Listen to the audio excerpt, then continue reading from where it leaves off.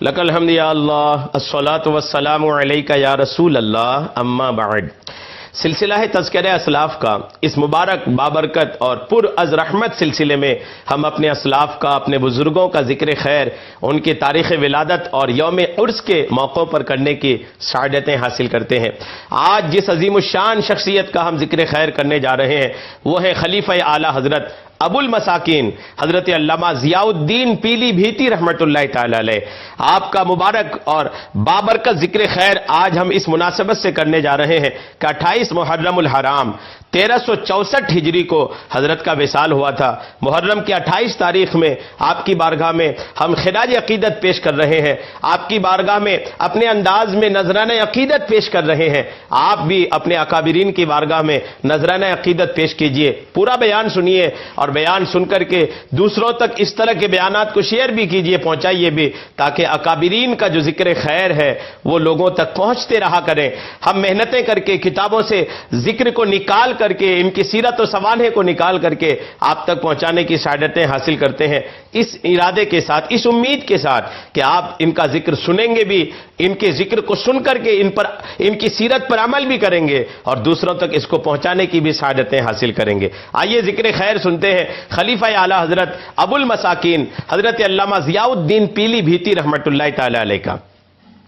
تجلیات خلفاء اعلیٰ حضرت میں لکھا ہے کہ ابو المساکین حضرت علامہ مفتی شاہ ضیاء الدین تلہری ثم پیلی بھیتی علیہ رحمہ کی ولادت باسعادت ایک متدین اور علمی گھرانے میں شوال المکرم 1290 ہجری 1874 عیسوی میں تلہر ضلع شاہجہاں یو پی میں ہوئے، ضلع شاہجہاں پور یو پی میں ہوئے۔ آپ نے ابتدائی تعلیم اپنے گھر پر والد ماجد حضرت مولوی حسین علی تلہری مرحوم سے حاصل کی۔ علم حدیث کے حصول کے لیے اپنے والد ماجد کی اجازت سے مدرسۃ الحدیث پیلی بھیت، جو الحمدللہ محدث سورتی رحمۃ اللہ تعالی علیہ کا مبارک مدرسہ تھا، جہاں امام المحدثین حضرت علامہ مفتی شاہ وسیع احمد محدث سورتی علیہ رحمہ مسند شیخ الحدیث پر آپ الحمدللہ متمکن تھے۔ آپ نے ہی اس مدرسے کی بنیاد رکھی تھی۔ حضرت امام المحدثین علامہ مفتی شاہ وسیع احمد محدث سورتی رحمۃ اللہ تعالی علیہ، انہوں نے ہی الحمدللہ مدرسۃ الحدیث کی بنیاد رکھی تھی۔ اور جن دنوں ابو المساکین علامہ ضیاء الدین پیلی بھیتی رحمۃ اللہ تعالی علیہ اس مدرسے میں داخلہ لیے، ان دنوں الحمدللہ مفتی شاہ وسیع احمد محدث سورتی رحمۃ اللہ علیہ شیخ الحدیث کے مسند پر الحمدللہ زینت بخش رہے تھے۔ آپ نے حضرت محدث سورتی علیہ رحمہ کی بارگاہ کو ہر بار میں آپ نے محدث سورتی علیہ رحمہ کی بارگاہ گوہر بار میں زانو ادب تہ فرما کر سیاہ ستہ کا درس لیا اور فن حدیث میں ید طولہ حاصل کیا۔ آپ کی ذہانت اور تبحر علمی گہرائی کو دیکھتے ہوئے حضرت استاد محترم نے علم طب حاصل کرنے کا مشورہ دیا۔ آپ کے ایما پر تکمیل الطب کالج لکھنؤ تشریف لے گئے اور بہت ہی انہماک کے ساتھ ذی صلاحیت اساتذہ سے علم طب حاصل کیا۔ تکمیل الطب کے بعد باقاعدہ طبابت کو ذریعہ معاش نہیں بنایا، بلکہ قال اللہ و قال رسول کے درس ہی کو اپنی زندگی کا نصب العین بنایا۔ حضرت علامہ ضیاء الدین رضوی پیلی بھیتی علیہ رحمہ کو تدریسی صلاحیت کے ساتھ ساتھ تحریری دنیا میں کامل دسترس حاصل تھا۔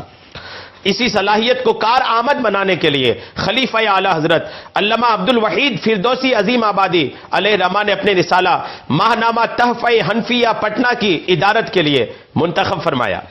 آپ نے کئی سال تک بحیثیت مدیر خدمت انجام دی، اخبار کو بام عروج تک پہنچایا۔ آپ نے صحافت کے ساتھ تصنیف و تالیف کے ذریعے بھی مسلک اہل سنت کے پیغام کو عوام تک پہنچانے میں ایک منفرد مثال پیش کی ہے۔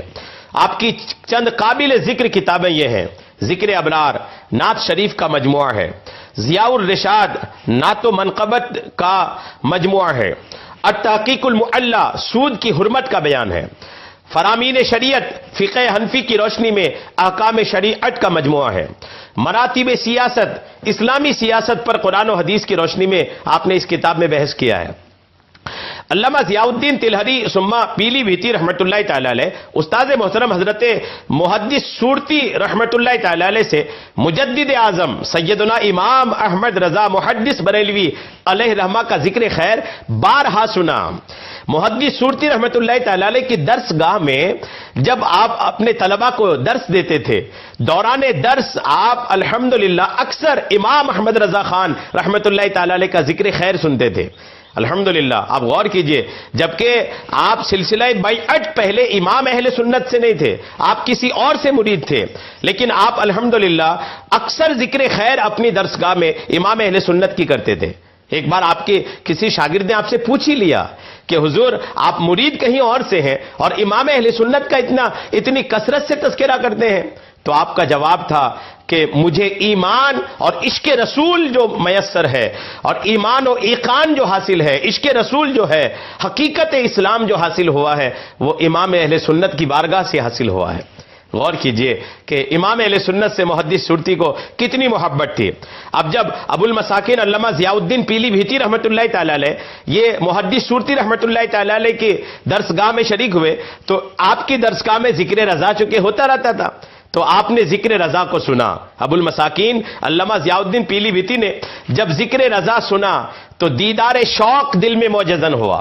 استاد گرامی کی بارگاہ میں عرض کرنے لگے کہ اس نورانی چہرے کی زیارت سے مشرف ہونا چاہتا ہوں جن کے ذکر جمیل سے آپ کی زبان اقدس ہر وقت رطب اللسان رہتی ہے۔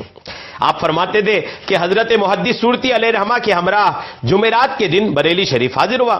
حضرت استاد محترم کا ان کی شایان شان استقبال کیا گیا اور اسی قدسی صفت انسان کی زیارت سے مشرف ہوا جن کی دید کے لیے دیوانہ وار رہا کرتا تھا۔ فرماتے میں دیکھتا رہ گیا کہ جتنا سنا تھا اس سے کہیں زیادہ علم و عرفان کا سنگم پایا۔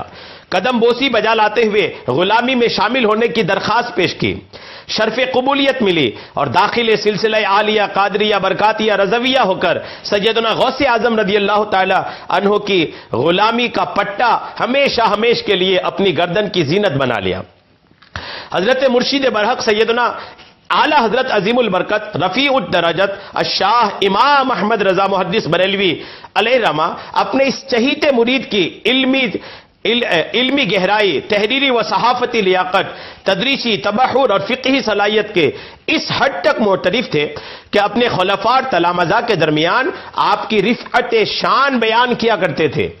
اعلی حضرت علامہ ضیاء الدین پیلی بھیتی رحمۃ اللہ تعالی علیہ کی رفعت اور شان بیان کیا کرتے تھے۔ ایک مرتبہ حاضر بارگاہ خدمت ہوئے، سیدی اعلی حضرت کا مزاج شریف اوج ثریا پر تھا۔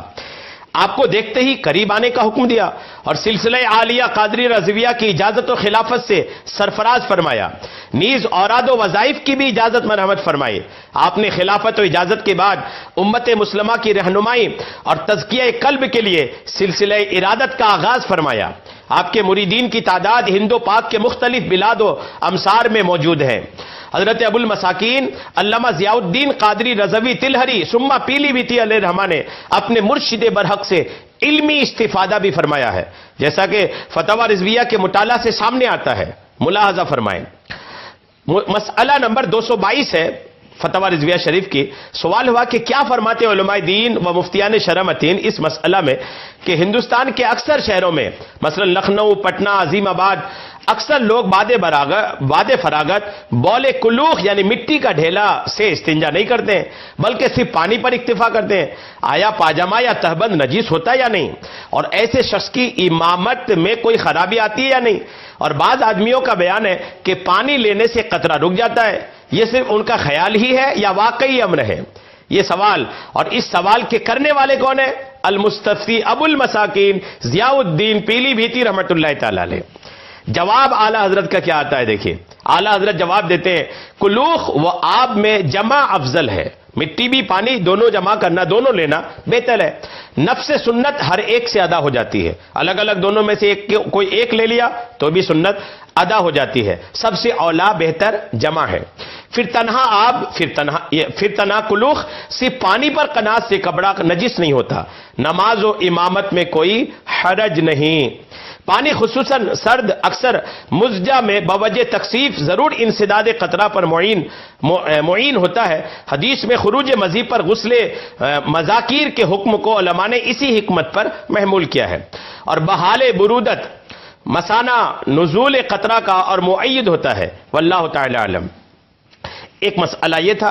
دوسرا مسئلہ یہ ہے کہ کیا فرماتے علماء دین و مفتیان شرمتین اس مسئلہ میں کہ بعد سلام امام کو 5 وقت نماز میں داہنے بائیں پھر کے دعا مانگنا چاہیے یا صرف فجر و عصر میں؟ سوال ہے. یہ سوال کس نے کیا؟ ابو المساکین ضیاء الدین پیلی بیتی رحمۃ اللہ تعالی علیہ. امام اہل سنت کا جواب سنیے. کسی نماز میں امام کو ہرگز نہیں چاہیے کہ قبلہ رو بیٹھا رہے. انصراف مطلقاً ضروری ہے، یعنی پھرنا مطلقاً ضروری ہے. البتہ ظہر و مغرب اور عشاء کے بعد دعا میں زیادت اطالت نہ ہو، اور جبکہ معمول مقتدیان ہے کہ تا فراغ دعا پابند امام رہتے ہیں. ایسی لمبی دعا کہ کسی مقتدی پر ثقیل ہو، بھاری ہو، منع ہے. مسئلہ نمبر 135. کیا فرماتے علماء دین اس مسئلہ میں کہ عورتوں کے واسطے زیارت قبور درست ہے یا نہیں؟ اعلیٰ حضرت سے سوال ہوا. سوال کس نے کیا؟ ابو المساکین ضیاء الدین پیلی بیتی رحمۃ اللہ علیہ. اعلیٰ حضرت نے جواب دیا کہ رسول اللہ فرماتے ہیں کہ آقا کریم نے فرمایا کہ اللہ تبارک و تعالی زیارت کرنے والی عورتوں پر لعنت فرماتا ہے، اور فرماتے کہ آقا کریم علیہ السلام نے فرمایا کہ کنتو نہیتکم عن زیارت القبور. آقا فرماتے کہ پہلے میں نے منع کیا تھا قبروں کی زیارت کو، اب اس کی زیارت کرو. اب علماء کو اختلاف ہوا کہ آیا اس اجازت بعد النہی میں عورت بھی داخل ہوئی یا نہیں؟ صحیح یہ ہے کہ دال ہے فی بحر الرائق، مگر جو باتیں ممنوع ہیں مساجد سے اور اگر تجدید حزن مقصود ہو تو مطلقاً حرام ہے. اقول قبور اقربا پر خصوصاً بحال قرب عہد ممات تجدید حزن نساء لازم ہے، اور مزارات اولیاء کرام پر حاضری میں عہد الشناعتین کا اندیشہ یا ترک ادب یا ادب میں افراط ناجائز، تو سبیل اطلاق منع ہے، یعنی عورتوں کو قبروں کی زیارت کی اجازت نہیں دی جائے گی. غنیہ میں کراہت پر جزم فرمایا. البتہ حاضری و خاک بوسوی آستان عرش نشان سرکار اعظم صلی اللہ تعالی علیہ وسلم المندوبات بلکہ قریب واجبات ہے، یعنی آقا کریم کے مزار پاک کی زیارت عورتیں کر سکتی ہیں. اس سے نہ روکیں گے اور تعدیل ادب سکھائیں گے. واللہ تعالی علم. حسام الحرمین تصنیف لطیف حضرت محدث بریلوی کی اشاعت کے بعد قصر دیوبندیت میں زلزلہ آ گیا. اس بربادی پر اہل دیوبند نے یہ واویلا مچانا شروع کیا کہ مولانا احمد رضا نے من مانی اردو ترجمہ کر کے علماء حرمین میں سے اکابر دیوبند پر کفر کا فتویٰ حاصل کیا ہے. علماء حرمین سے اکابر دیوبند پر کفر کا فتویٰ حاصل کیا ہے. حضور شیر بے شاہ اہل سنت علامہ حشمت علی خان لکھنوی سما پیلی بیتی علیہ رحمہ علماء دیوبند کے اسی کفری عبارات کو سامنے رکھ کر متحدہ ہندوستان کے چوٹی کے علماء و مشائخ سے فتویٰ حاصل کرنا شروع کیا. علماء حرمین کی طرح علماء ہند نے بھی اسی طرح دیوبندی اکابر کے کفری عبارات کو کفر قرار دیتے ہوئے قائل پر بھی کفر کا فتویٰ صادر فرمایا. جب تصدیقات کی کاپی حضرت ابو المساکین علامہ ضیاء الدین قادری رضوی پیلی بیتی علیہ رحمہ کے پاس پہنچی تو آپ نے حسام الحرمین پر تصدیق ثبت کرتے ہوئے فرمایا. حضرت مجیب مدث اللہم اقدس نے جواب سوال میں جو کچھ افادہ فرمایا وہ حق و ثواب بلا ارتیاب ہے. سوال میں جن اکابر وہابیہ کے نام درج ہیں ان کے متعلق حسام الحرمین میں جو احکام تحریر فرمائے ہیں ان پر اعتقاد جازم لازم و واجب العمل ہے. واللہ تعالی علم. فقیر ضیاء الدین الحمدللہ آپ نے یہ سارے مسائل وہاں پر ساری باتیں تحریر فرمائی. حضرت ابو المساکین ضیاء الدین پیلی بیتی رحمۃ اللہ تعالی علیہ حضرت استاد محترم امام المحدثین علامہ شاہ وسیع احمد محدث سورتی علیہ رحمہ کے وصال کے بعد پٹنہ کو خیر آباد کہا.